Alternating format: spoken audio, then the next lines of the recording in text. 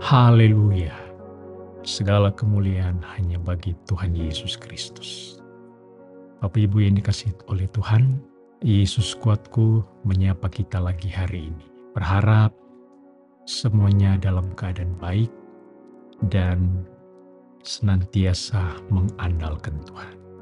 Sebelum kita masuk di dalam renungan firman Tuhan hari ini, mari kita berdoa. Bapa Sorgawi, di dalam nama Tuhan Yesus Kristus, kami datang bersyukur di hadapan Tuhan. Tuhan sudah memulai semuanya di hari ini. Kiranya penyertaan Tuhan ada atas kami, ada bagi jemaat Tuhan, umat Tuhan dimanapun berada. Kekuatan kesehatan menjadi bagian anak-anak Tuhan. Beraktivitas bekerja, terlebih melayani dengan kekuatan yang dari Tuhan, sukacita semangat yang Tuhan berikan. Terpuji nama Tuhan, kami bersyukur untuk hari ini dalam nama Tuhan Yesus Kristus. Haleluya, amin. Puji Tuhan, tema renungan firman Tuhan hari ini mengangkat tema prioritas. Di dalam kitab Hagai pasalnya yang pertama ayat yang ke-9, firman Tuhan berbunyi demikian. Kamu mengharapkan banyak, tetapi hasilnya sedikit.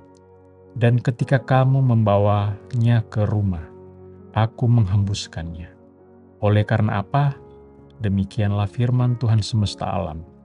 Oleh karena rumahku yang tetap menjadi reruntuhan, sedang kamu masing-masing sibuk dengan urusan rumahnya sendiri. Pembangunan Bait Allah yang kedua sempat terhenti. Orang-orang Israel atau orang Yehuda, umat Tuhan, mereka tidak melanjutkan pembangunan rumah Tuhan. Sehingga Tuhan berfirman lewat Nabi Hagai, bagaimana rumah Tuhan itu yang sudah terhenti, rumah Tuhan yang terbengkalai itu. Dan Tuhan mengingatkan di sana, bagaimana orang-orang Israel ini, mereka menabur, mereka bekerja keras, tetapi hasilnya hanya sedikit. Itu merupakan peringatan Tuhan bagi umat Tuhan ketika mereka mengabaikan rumah Tuhan. Ketika rumah Tuhan itu berhenti pembangunannya, mereka tidak melanjutkan. Sehingga Tuhan kembali bersuara dengan keras supaya umat Tuhan ini melanjutkan pembangunan Bait Allah yang kedua ini.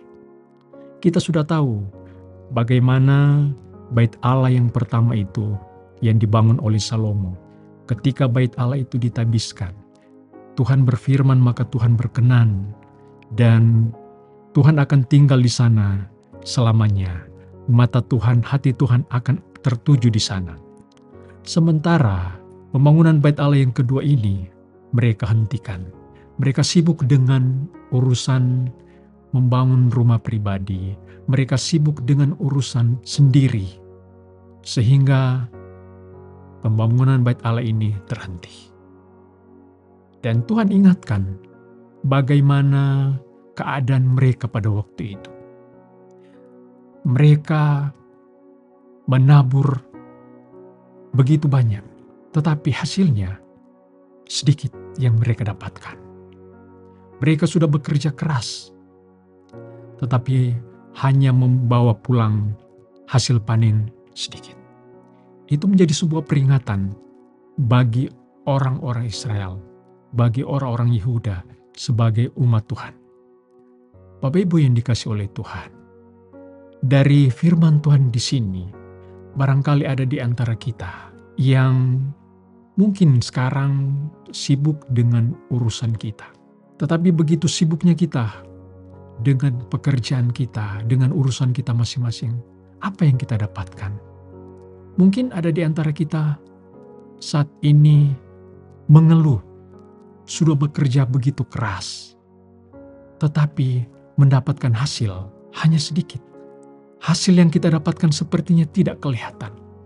Atau mungkin kita mendapatkan hasil, kemudian berkat-berkat itu seperti ditiup angin, mendapatkan sebentar. Begitu juga hasil-hasil ini hanya sebentar saja dengan berlalu. Ini menjadi sebuah perenungan bagi kita sebagai orang-orang yang percaya. Ada barangkali yang kita abaikan. Di sini mengingatkan kepada kita untuk kita mengutamakan Tuhan. Kita jangan melalaikan apa yang harus kita utamakan, yaitu Tuhan. Barangkali ada di antara kita terlalu sibuk dengan urusan pribadi kita. Kita mengesampingkan Tuhan. Hari untuk kita beribadah, kita abaikan. Apa yang dikatakan oleh Tuhan Yesus di dalam Matius pasalnya yang ke-6, ayatnya yang ke-33. Tetapi carilah dahulu kerajaan Allah dan kebenarannya, maka semuanya itu akan ditambahkan kepadamu. Orang-orang pada waktu itu bertanya, apa yang akan kami makan hari ini? Apa yang akan kami minum? Apa yang akan kami pakai? Tuhan Yesus mengingatkan bahwa soal makan, minum, pakai, semuanya itu dikejar oleh bangsa-bangsa. Bahkan orang-orang yang tidak mengenal Tuhan sekalipun mengejar makan, minum, pakai. Tetapi Tuhan mengingatkan kepada anak-anak Tuhan, kepada orang-orang yang percaya, jangan khawatir dengan hidupmu. Janganlah khawatir apa yang akan kamu makan hari ini, apa yang akan kamu harus minum dan pakai hari ini. Karena Tuhan yang tahu apa yang menjadi keperluan kita. Dan Tuhan mengingatkan supaya kita mendahulukan Tuhan. Supaya kita mengutamakan Tuhan di dalam hidup ini. Mengutamakan Tuhan dan kebenarannya. Semua yang diperlukan akan diberikan oleh Tuhan. Tuhan akan tambahkan apa yang menjadi kekhawatiran umat Tuhan, yaitu makan, minum, pakai. Tuhan pasti sediakan. Ini merupakan jaminan Tuhan kepada umat Tuhan, kepada orang-orang yang percaya bahwa mereka mengutamakan Tuhan terlebih dahulu. Apa yang menjadi keperluan mereka, Tuhan pasti sediakan. Sebagai orang yang percaya, yakinlah apa yang dikatakan oleh firman Tuhan, bahwa Tuhan tahu apa yang menjadi keperluan kita hari ini, besok, maupun hari-hari akan datang. Apa yang menjadi keperluan kita, Tuhan tahu semuanya itu. Tapi kita harus mengingat bahwa kita harus mendahulukan Tuhan. Kita harus mengutamakan Tuhan di dalam hidup ini. Karena keselamatan itu datangnya dari Tuhan. Hari depan semuanya itu ada di dalam kuasanya Tuhan. Hari ini, besok, dan hari-hari akan datang, semuanya itu ada di dalam kuasanya Tuhan. Jadi, apa yang menjadi keperluan kita, Tuhan pasti sediakan. Dan apa yang menjadi kekhawatiran kita hari ini, serahkan semuanya itu kepada Tuhan. Dahulukan Tuhan, semuanya Tuhan akan sediakan apa yang menjadi keperluan kita hari ini dan hari-hari akan datang. Puji nama Tuhan, demikian renungan firman Tuhan kita hari ini. Amin. Mari kita berdoa.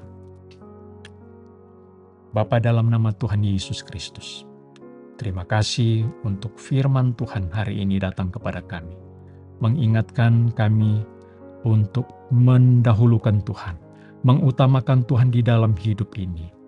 Kerajaan Allah dan kebenarannya, apa yang menjadi keperluan kami hari ini dan besok, hari-hari akan datang, Tuhan pasti menyediakan. Terpuji nama Tuhan, berkati umat Tuhan di sepanjang hari ini dalam segala aktivitas dan pelayanan. Mengucap syukur dalam nama Tuhan Yesus Kristus. Haleluya. Amin. Bersama Yesus, aku kuat.